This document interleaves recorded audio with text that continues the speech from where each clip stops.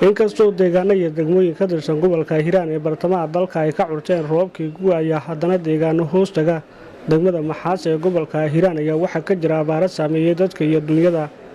Dadka xoolo dhaqatada ee ku nool deegaano hoostaga degmada Maxaas ee gobolka Hiiraan ayaa bilaabay inay iskaga barakacaan deegaanadoodii kadib markii ay gureen ceelashii biyo ay ka cabbi jireen maadaama xilligan roobkii gu'ga aysan ka di'in deegaano hoostaga degmada Maxaas ee gobolka Hiiraan. gudoomiye ku-xigeenka degmada Maxaas ee dhinaca arrimaha bulshada Daahir Cali Maxamed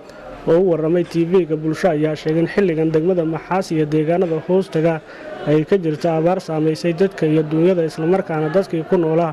deegaano hoostaga degmada ay bilaabeen inay u soo barakacaan magaalada kuwaas oo ka raadinaya nolol dhaanta tii ay ka soo barakaceen.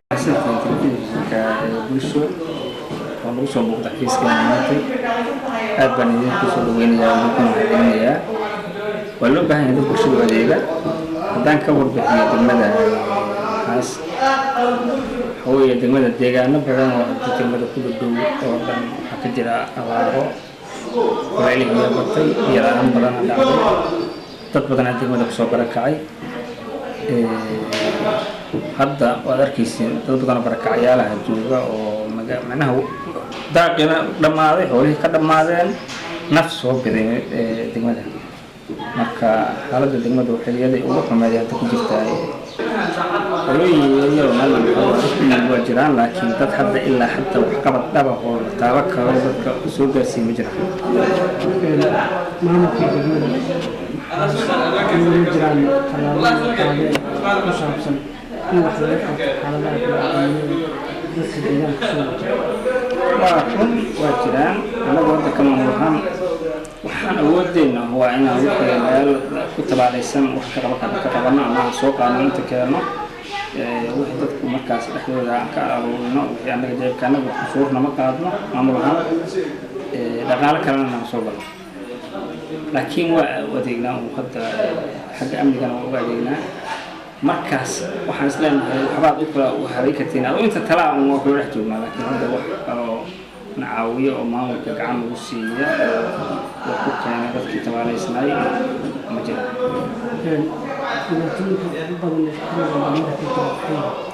والله حلقة أبارتها بوجرة حلقة ترى أو لا توت ما دول أيش حتى حلقة ترى وباهي أكتر يسبب على هذا كله هي كذا ما ذا يبيلان لا ولا ساعة وترى تدعو حورا وكي يسرين أنتم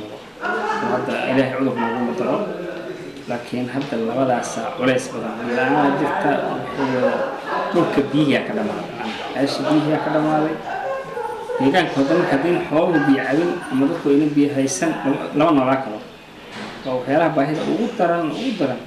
لو مركل لو بيقولوا ماشي دكتور ماشي ومركز لقى جالسين يراهم يدفع تقرتين أو بيحصل براجع إيش هو أنا بعد براجع ولا سكوا يستبيه حاجة لك كذي أنا ولا إسكاساجي هاو كده يا فقط في بيلاقي سنقول كذا يقولون كده هاو كده توصل ما روح إن شاء الله وسوينا اللي هو وجرة وأنا حلو قريل وقاعد وصيبتي لكن هذا أولي ما هو أبي وقف على سنة فرصة في تجديد الدراسة حافرين ودراسة هذا سنفك والله هذا ممتاز وحن هي لهاي هذا سنفك قبل كتوجه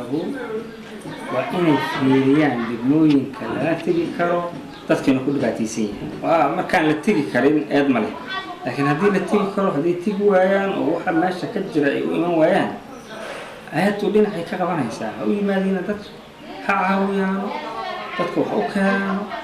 xanala arkaan dadka meesha wax jooga dadka reer miyiga ku nool deegaano hoostaga degmada Maxaas ee gobolka Hiiraan ayaa waxa xilligan soo wajahay dhibaatooyin kala duwan oo ay ka mid tahay in xilligan ay gureen ceelashii biyaha ay ka cabbi jireen Maxamed Cabdi Sanay telefishinka caalamiga ee bulsho balad weyn